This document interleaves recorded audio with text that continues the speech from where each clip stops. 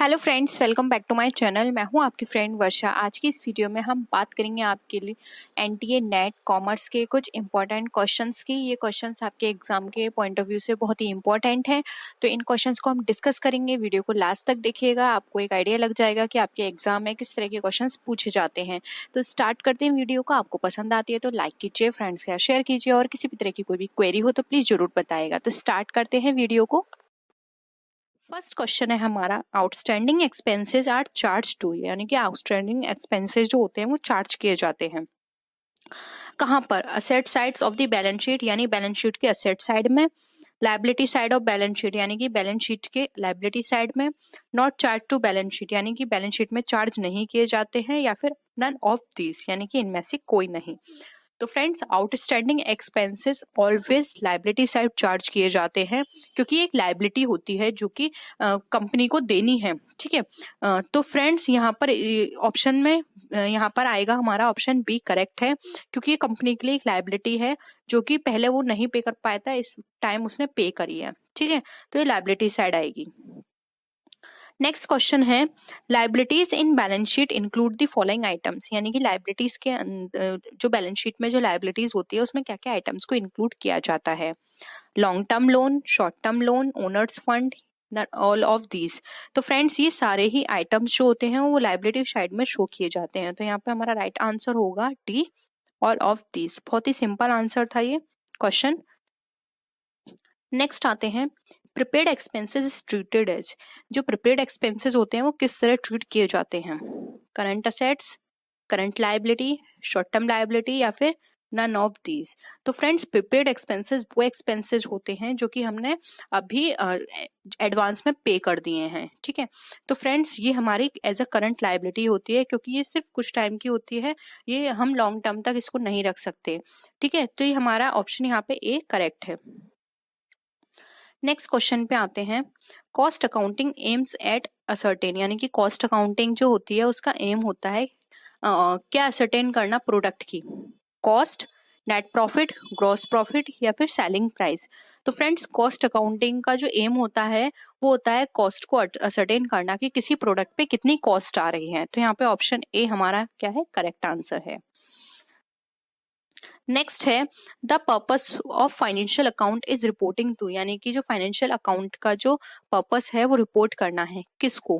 Management only, यानी management को। Government only, यानी गवर्नमेंट को। इन्वेस्टर ओनली, यानी इन्वेस्टर को, या फिर ऑल ऑफ दीज। तो फ्रेंड्स, यहाँ पर जो इसका राइट आंसर है कि फाइनेंशियल अकाउंट का जो पर्पस है किसको रिपोर्ट करना है, तो यहाँ पर आंसर डी सही होगा। क्योंकि फ्रेंड्स, यहाँ पर हम सिर्फ मैनेजमेंट ओनली, गवर्नमेंट ओनली, या फिर इन्वेस्टर नहीं कह सकते। इसका काम होता है इन सभी पार्टी को रिपोर्ट करना। तो यहाँ पे ऑप्शन 4 करेक्ट है, all of these. Next question पे मूव करते हैं, accounting does not record non financial transaction because of, यानी कि अकाउंटिंग नॉन फाइनेंशियल ट्रांजेक्शन या नॉन मॉनेटरी ट्रांजेक्शन जो होते हैं उनको रिकॉर्ड नहीं करते। उसका क्या पर्पस है? एक्रूअल कॉन्सेप्ट के अकॉर्डिंग है ये कॉन्सेप्ट, कॉस्ट कॉन्सेप्ट के अकॉर्डिंग है, क्वांटिटी कॉन्सेप्ट पर है, या फिर मनी मेजरमेंट कॉन्सेप्ट के अकॉर्डिंग है? तो फ्रेंड्स, इसका जो कॉन्सेप्ट है ये है हमारा मनी मेजरमेंट के अकॉर्डिंग। मनी मेजरमेंट कॉन्सेप्ट वो कॉन्सेप्ट है जिससे बताया जाता है कि सिर्फ उन्हीं ट्रांजेक्शन्स को रिकॉर्ड किया जाएगा जो कि मनी में मेजर किए जाते हैं। ऐसे ट्रांजेक्शन्स जो कि मनी में मेजर नहीं किए जाते हैं वो इसके अंदर अकाउंटिंग में रिकॉर्ड नहीं किए जाएंगे। तो इसके लिए यहाँ पर हमारा ऑप्शन डी करेक्ट है। नेक्स्ट क्वेश्चन पे आते हैं, proposed dividend is shown in the balance sheet of a company under the head, यानी कि वो proposed dividend जो होता है वो बैलेंस शीट के किस हेड में शो किया जाता है? प्रोविजन में, रिजर्व एंड सरप्लस में, करंट लाइबिलिटीज में, या फिर अदर लाइबिलिटीज में? तो फ्रेंड्स, प्रपोज डिविडेंड, फ्रेंड्स नाम से ही यहाँ पे इंडिकेट हो रहा है प्रपोज कर रहे हैं किसी डिविडेंड को, तो यानी क्या है? ये फ्यूचर के लिए है। तो यहाँ पे क्या है? प्रोविजन में आएगा ये, क्योंकि यहाँ पे आपने एक प्रोविजन बना के रखा है प्रपोज डिविडेंड का जो कि आपको फ्यूचर में पेड करना है। तो ऑप्शन ए यहाँ पे करेक्ट है हमारा। नेक्स्ट क्वेश्चन पे आते हैं, fix assets and current assets are categorized as per concept of, यानी कि जो फिक्स असेट्स और करंट असेट्स है वो हमारे किस कॉन्सेप्ट के अकॉर्डिंग कैटेगराइज की जाती है? Separate entity, going concern, consistency, या फिर टाइम पीरियड? तो फ्रेंड्स, फिक्स असेट्स जो है जो हमारी करंट असेट्स में कैटेगराइज की जाती है तो फ्रेंड्स यहाँ पर जो इसका राइट आंसर है वो है टाइम पीरियड, क्योंकि टाइम पीरियड के अकॉर्डिंग होती है। करंट असेट्स वो असेट्स होती हैं जो हम लिक्विडेट कर सकते हैं हम 1 ईयर के अंदर, जबकि फिक्स असेट्स वो असेट्स होती हैं जो कि हम लॉन्ग टाइम तक यूज कर सकते हैं। तो यहाँ पे हमारा ऑप्शन डी जो है वो करेक्ट होगा। कंसिस्टेंसी यहाँ नहीं होगी। गोइंग कंसर्न का मतलब होता है बिजनेस कंटिन्यू चलेगा, और सेपरेट एंटिटी का मतलब होता है कि बिजनेस और जो ओनर है दोनों की सेपरेट एंटिटी है। तो ये तीनों ऑप्शंस हमारे गलत हैं। राइट आंसर होगा हमारा टाइम पीरियड। नेक्स्ट क्वेश्चन पे आते हैं। Proprietor is treated as creditor of business due to, यानी कि प्रोप्राइटर जो है कंपनी का वो ट्रीट किया जाता है क्रेडिटर की तरह बिजनेस में, किस कॉन्सेप्ट के अकॉर्डिंग? अभी फ्रेंड्स हमने डिस्कस किया था। ऑप्शन है periodicity concept, materiality concept, entity concept या कंसिस्टेंसी कॉन्सेप्ट।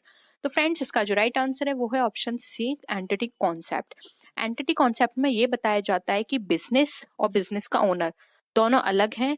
बिजनेस का ओनर जो है वो बिजनेस के लिए एज अ क्रेडिटर शो किया जाएगा, यानी कि वो जो भी वहाँ पे लगा रहा है कंपनी में वो उसका रेस्पॉन्सिबिलिटी है कि उसका वो सारा हिसाब किताब दे। ठीक है, तो यहाँ पे प्रोप्राइटर एज अ क्रेडिटर की तरह यूज किया जाता है। इसीलिए फ्रेंड्स आपने देखा होगा कि जब भी कोई भी ओनर अपने बिजनेस से कोई भी सामान निकालता है अपने पर्सनल यूज के लिए, तो हम एज अ ड्राइंग वहाँ शो करते हैं और उसको पेड आउट करना होता है। ठीक है,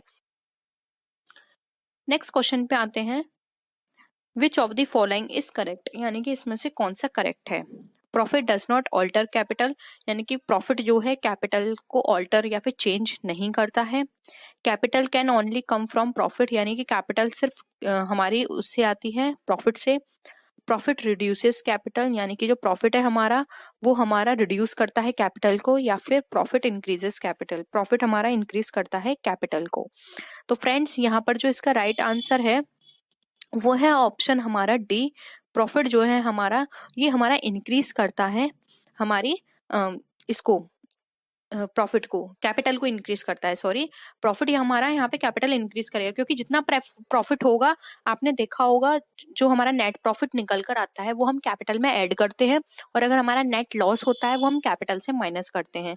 तो यानी कि हमारा जो प्रॉफिट होता है वो हमारा कैपिटल को इंक्रीज करता है, ना कि प्रॉफिट कभी रिड्यूस करेगा। हाँ, लॉस रिड्यूस करेगा कैपिटल को। तो यहाँ ऑप्शन हमारा डी करेक्ट है। नेक्स्ट क्वेश्चन पे आते हैं। Which of the following best describes a trial balance, यानी कि ऐसा कौन सा ऑप्शन है जो कि हमारे ट्रायल बैलेंस को बहुत अच्छे से डिस्क्राइब करेगा? It is a list of balance on the books, ये बुक्स पर बैलेंस की जो बुक्स का जो बैलेंस होता है उसकी एक लिस्ट है। It is a special account, ये एक स्पेशल अकाउंट है। Shows the financial position of a business, ये बिजनेस की फाइनेंशियल पोजीशन बताता है। या फिर shows all the entries in the book, यानी कि जो सभी एंट्रीज हैं बुक की ये बताता है। तो फ्रेंड्स यहाँ पे जो ट्रायल बैलेंस है ये कोई स्पेशल अकाउंट नहीं है, ये एक स्टेटमेंट होता है, और ये फाइनेंशियल पोजीशन नहीं बताता। फाइनेंशियल पोजीशन हमारा फाइनल अकाउंट बताता है, और ये बुक्स की एंट्रीज भी नहीं दिखाता, क्योंकि ये कोई लेजर या फिर जर्नल अकाउंट नहीं है। ट्रायल बैलेंस एक हमारी लिस्ट है जो कि बुक का बैलेंस को दिखाती है। तो यहाँ पे ऑप्शन हमारा 1 करेक्ट है। नेक्स्ट क्वेश्चन पे आते हैं। Net profit is calculated in, यानी कि जो नेट प्रॉफिट है हमारा वो कैलकुलेट किया जाता है किसमें? ट्रेडिंग अकाउंट में, बैलेंस शीट में, प्रॉफिट एंड लॉस में, ट्रायल बैलेंस है। बहुत ही सिंपल क्वेश्चन है फ्रेंड्स ये। ट्रेडिंग अकाउंट नेट प्रॉफिट जो है हमारा प्रॉफिट एंड लॉस में कैलकुलेट किया जाता है। नेक्स्ट क्वेश्चन पे आते हैं। The concept of separate entity is applicable to which of the following types of business, यानी कि जो सेपरेट एंटिटी का कॉन्सेप्ट है वो किस तरह के बिजनेस में अप्लाई किया जाता है? सोल प्रोप्राइटर, कॉर्पोरेशन, पार्टनरशिप, या फिर ऑल ऑफ देम। तो फ्रेंड्स ये जो कॉन्सेप्ट है वो सभी में यूज किया जाता है, तो ऑप्शन डी हमारा करेक्ट है। सोल प्रोप्राइटर में भी, कॉर्पोरेशन में भी एंड पार्टनरशिप में भी। नेक्स्ट क्वेश्चन पे आते हैं। Which of the following is time span into which the total life of a business is divided for the purpose of preparing financial statement, यानी कि ऐसे कौन सा टाइम स्पैन है जिसके अंदर बिजनेस के टोटल लाइफ को डिवाइड कर दिया जाता है फाइनेंशियल स्टेटमेंट को प्रिपेयर करने पे?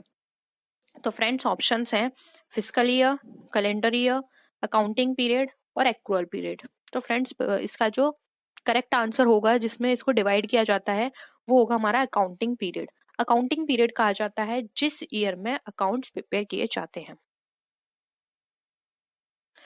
नेक्स्ट क्वेश्चन पे आते हैं, interest, rent, electricity bill are types of account. ये किस तरह के अकाउंट हैं? Personal account, interpersonal account, real account या नॉमिनल अकाउंट। तो फ्रेंड्स ये सारी चीजें जो हम बात कर रहे हैं इंटरेस्ट, रेंट, इलेक्ट्रिसिटी बिल की, ये सभी हमारे नॉमिनल अकाउंट हैं। ये भी बहुत सिंपल था क्वेश्चन। नेक्स्ट क्वेश्चन पे आते हैं, which of the following should not be called sales, यानी कि इसमें से कौन सा हमारा सेल नहीं है? Good sold on credit, official fixture sold, sales of item previously included in purchase, या फिर गुड सोल्ड फॉर कैश। तो फ्रेंड्स इसका जो राइट आंसर है वो है ऑप्शन बी। किसी भी ऑफिस के फिक्चर्स को सोल्ड करना आपका सेल के अंदर पार्ट नहीं है, क्योंकि वो आपका बिजनेस नहीं है, वो आपने जो सेल किया है और वो डेली बेसिस पे नहीं हो रहा। सेल उसे बोलते हैं जो डेली बेसिस पे होती है। यहाँ पे आपने क्रेडिट पे सेल किया है, तो फ्रेंड्स क्रेडिट पे जो सेल किया है वो भी सेल के अंदर कंसिडर किया जाएगा। इसमें ये नहीं देखा जाता कि ये क्रेडिट है, ये कैश है। तो ऑप्शन 1 हमारा गलत हो जाएगा। यहाँ पे जो थर्ड ऑप्शन है, कोई भी परचेज जो प्रीवियस ईयर में आपने की थी, इस साल आपने बेचा है, ये भी आपका सेल में ही कंसिडर होता है। और जो गुड सोल्ड फॉर कैश है, ये भी आपका कंसिडर होता है। तो ऑप्शन बी हमारा यहाँ पे करेक्ट है। नेक्स्ट क्वेश्चन है, मटेरियल कॉन्सेप्ट टेल अबाउट, यानी कि जो मटेरियल कॉन्सेप्ट है वो हमें क्या बताता है? डिस्क्लोजर ऑफ लॉस, यानी लॉस को डिस्क्लोज करता है। डिस्क्लोजर ऑफ प्रॉफिट, प्रॉफिट को डिस्क्लोज करता है। या फिर disclosure of all information which are important for investor, यानी कि वो सभी इन्फॉर्मेशन जो कि इन्वेस्टर के लिए इम्पोर्टेंट है। या फिर disclosure of all information which are important for management, या फिर ऐसी इन्फॉर्मेशन जो किसी मैनेजमेंट के लिए इम्पोर्टेंट है। तो फ्रेंड्स मटेरियल कॉन्सेप्ट जो होता है वो हमें बताता है इन्फॉर्मेशन जो कि इन्वेस्टर के लिए इंपॉर्टेंट होती है। हमारा जो ऑप्शन सी है वो यहाँ पे करेक्ट है। मटेरियल कॉन्सेप्ट हमें बताता है वो इन्फॉर्मेशन जो कि हमारे इन्वेस्टर के लिए इंपॉर्टेंट है। नेक्स्ट क्वेश्चन पे आते हैं, accounting principles are generally based on, जो अकाउंटिंग प्रिंसिपल्स होते हैं वो हमारे जर्नली किस पे बेस्ड होते हैं? प्रैक्टिकेबिलिटी, सब्जेक्टिविटी, कन्वीनियंस इन रिकॉर्डिंग, या नन ऑफ दीज। तो फ्रेंड्स अकाउंटिंग प्रिंसिपल्स हमारे बेस्ड होते हैं प्रैक्टिकेबिलिटी पे। ये हमारी सब्जेक्टिविटी, कन्वीनियंस इन रिकॉर्डिंग या नन ऑफ दीज, इनमें से कोई भी ऑप्शन करेक्ट नहीं है। करेक्ट ऑप्शन है हमारा प्रैक्टिकेबिलिटी। जो हमारे प्रैक्टिकल लाइफ में हमारे चीजें चल रही होती हैं उस पर बेस्ड होते हैं अकाउंटिंग प्रिंसिपल्स। नेक्स्ट क्वेश्चन पे आते हैं, the system of recording transactions based on dual aspect concept is called, यानी कि जो हमारे रिकॉर्डिंग ट्रांजेक्शन्स हैं डुअल एस्पेक्ट पे वो क्या कहे जाते हैं? Double account system, double entry system, single entry system, या नन ऑफ दीज। तो फ्रेंड्स यहाँ पे सिंगल एंट्री सिस्टम तो बिल्कुल नहीं होगा, नन ऑफ दीज भी नहीं होगा। अब यहाँ पे इन दोनों में थोड़ा कंफ्यूजन हो सकता है, लेकिन ये भी आंसर इसका सिंपल है बहुत। आप शुरू से इन्हें पढ़ते आ रहे हैं कि जो डुअल एस्पेक्ट के जितने भी कॉन्सेप्ट होते हैं वो हमारे डबल एंट्री सिस्टम पे बेस होते हैं। तो राइट आंसर है हमारा यहाँ पे बी। नेक्स्ट क्वेश्चन पे आते हैं, profit from sale of assets is example for, यानी कि कोई भी प्रॉफिट जो किसी असेट्स की सेल से हमें मिला है वो किसका एग्जाम्पल है? Revenue profit, capital profit, loss, या नन ऑफ दीज। तो फ्रेंड्स ये एग्जाम्पल है हमारा कैपिटल प्रॉफिट का, क्योंकि किसी भी असेट्स को सेल करने से हमारा प्रॉफिट जो आएगा वो हमारे कैपिटल में इंक्लूड हो जाएगा। तो हमारा कैपिटल प्रॉफिट है और ये लॉन्ग टर्म तक हमारे बिजनेस को हेल्प करेगा। तो ये हमारा इसका जो आंसर है वो बी है। The appropriate objective of an enterprise is, यानी कि किसी भी एंटरप्राइज का एक अप्रोप्रिएट ऑब्जेक्टिव क्या होता है? Maximization of sale, maximization of owners wealth maximization, या फिर मैक्सिमाइजेशन ऑफ प्रॉफिट, या फिर फोर्थ है नन ऑफ दीज। तो फ्रेंड्स अगर हम बात करें किसी भी एंटरप्राइजेस के ऑब्जेक्टिव की, तो उसका मेन ऑब्जेक्टिव होता है मैक्सिमाइजेशन ऑफ ओनर्स वेल्थ, यानी कि जो उसके ओनर्स हैं उनकी वेल्थ इंक्रीज हो। प्रॉफिट मैक्सिमाइजेशन को नहीं होता है इनका, और ना ही मैक्सिमाइजेशन ऑफ सेल होता है, क्योंकि फ्रेंड्स अगर ओनर्स की वेल्थ इंक्रीज होगी तो प्रॉफिट अपने आप इंक्रीज हो जाएगा, सेल भी इंक्रीज होगी। तो सब इनका मेन ऑब्जेक्टिव होता है वेल्थ को मैक्सिमाइज करना, क्योंकि वेल्थ मैक्सिमाइज होगी तो ये सारी चीजें भी अपने आप मैक्सिमाइज हो जाएंगे।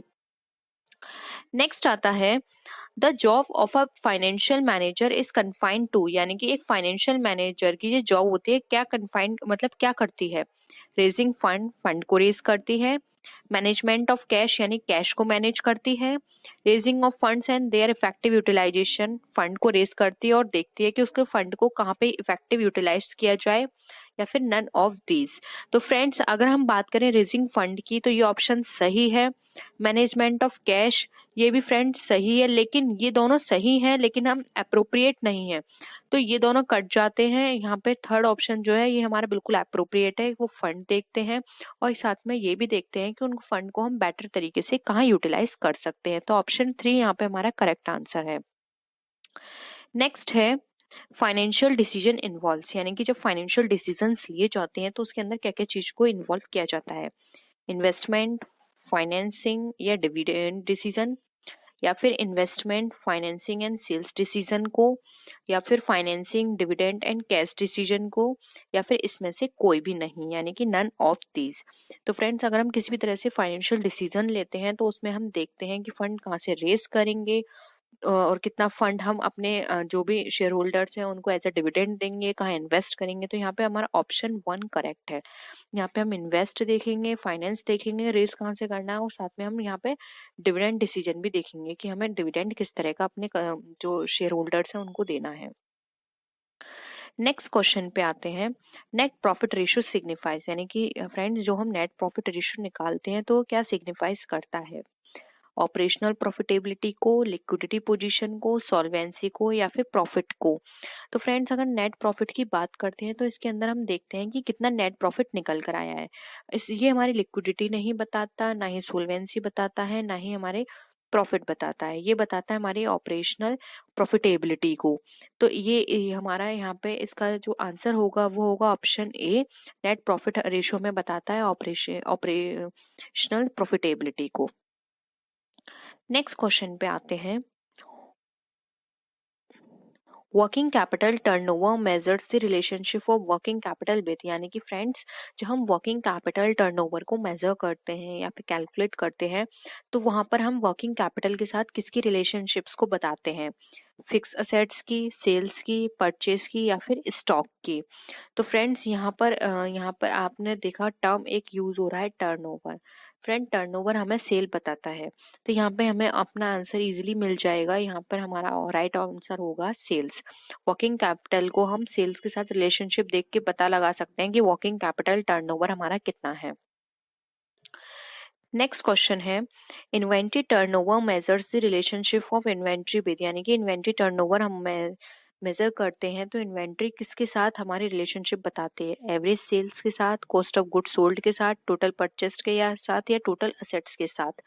तो फ्रेंड्स यहाँ पर अगर हम इन्वेंट्री की बात कर रहे हैं तो फ्रेंड्स आप अभी जो मैंने आपको एक ट्रिक बताई थी जिसमें आप सेल्स देख सकते हैं तो वो यहाँ मत लगाइएगा, क्योंकि फ्रेंड्स कहीं कहीं टर्म, जैसे कि मैंने अपनी प्रीवियस वीडियो में भी बताया था कि टर्म का इफेक्ट पड़ जाता है।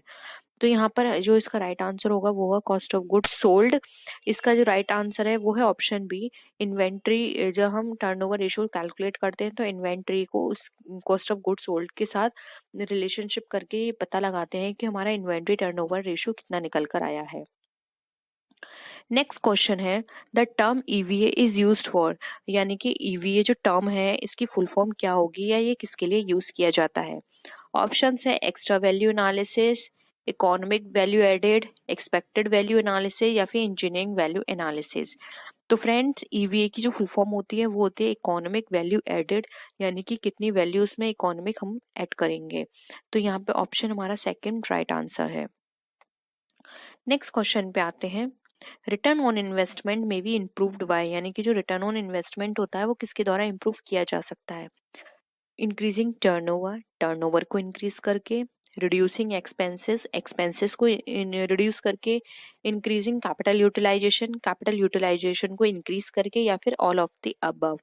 तो फ्रेंड्स अगर हम इन्वेस्टमेंट की रिटर्न की बात करें तो हम अपने टर्नओवर को इंक्रीज करके भी बढ़ा सकते हैं, और अगर हम अपने एक्सपेंसेस को रिड्यूस कर दें तो वहाँ भी हम इन्वेस्टमेंट ऑन रिटर्न कर सकते हैं।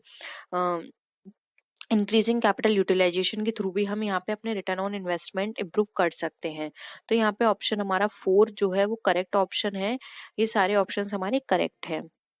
नेक्स्ट आता है क्वेश्चन पे in current ratio current assets are compared with, यानी कि जब फ्रेंड्स हम करंट रेशियो निकालते हैं तो हम करंट असेट्स को किसके साथ कंपेयर करते हैं। बहुत ही सिंपल क्वेश्चन है फ्रेंड्स ये।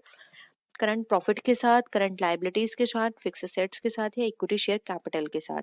तो फ्रेंड्स जब भी हम करंट रेशियो निकालते हैं तो करंट असेट्स को हम कंपेयर करते हैं करंट लायबिलिटीज से। तो ऑप्शन यहाँ पे हमारा 2 करेक्ट होगा। नेक्स्ट एंड लास्ट क्वेश्चन है आज की हमारी इस वीडियो का, debt to total assets ratio can be improve by, यानी कि फ्रेंड जब हम debt to total assets ratio निकालते हैं तो किसके द्वारा इम्प्रूव किया जाता है? बोरिंग्स मोर यानी ज्यादा बोरिंग करके, इश्यू ऑफ डिवेंचर, डिवेंचर को इश्यू करके, इश्यू ऑफ इक्विटी शेयर को इश्यू करके, या फिर रिडेम्पशन ऑफ डेट, डेट को रिडीम करके। तो फ्रेंड्स यहाँ पर अगर हम बात करें तो अगर हम अपने डेट को टू टोटल असेट्स को इम्प्रूव करना चाहते हैं तो यहाँ पर क्या करेंगे, हम रिडेम्पशन ऑफ डेट कर देंगे। रिडेम्पशन ऑफ डेट करने से क्या होगा, जो हमारा टोटल असेट्स में डेट्स का पोर्शन है वो हमारा इंक्रीज हो जाएगा।